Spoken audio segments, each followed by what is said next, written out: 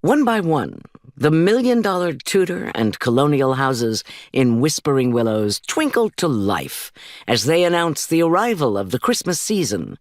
Each elaborate display of multicolored lights and fragrant evergreens was testament to the annual Chamber of Commerce contest, whose grand prize was a trip for two to Hawaii. The lone exception to the festive season was the unlighted house at 24565 Willow Lane. Helen waited, her entire body trembling for the door to open. The terrier at her feet hugged her ankles, then started to whimper. Helen let her gaze sweep through the rooms. As always, she was amazed at the costly furnishings, the custom draperies, the thick pile carpeting, the antiques, the art on the walls. Her life in a trailer park hadn't prepared her for this grandeur. None of the rich furnishings were to her taste, though. She preferred cozy and comfortable. But her husband, Daniel, lived to outdo his neighbors and co-workers with fine things. Among other things, her husband was a braggart.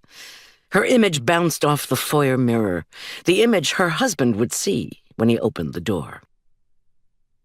Maybe she should have slipped into a sack dress instead of the sweats. Surely those dark brown eyes full of terror weren't hers. Would the rich chestnut hair, piled high on her head, stay in its pins once Daniel entered the house? Who was this tall, shapely woman? A woman who was terrified of her husband, she answered herself. She wished she could lie down and go to sleep for a week. She wished she had the courage to run out into the night and never return. She wished she was a widow. She wished for so many things, but most of all, she wished for peace and harmony. None of her wishes was within her grasp. Helen tore her gaze away from the foyer mirror. The car had careened into the driveway much too fast. The slam of the car door was too forceful, too loud. All indicators that Daniel Ward was in a rage. When Daniel was in one of his rages, she ended up bruised and bloody.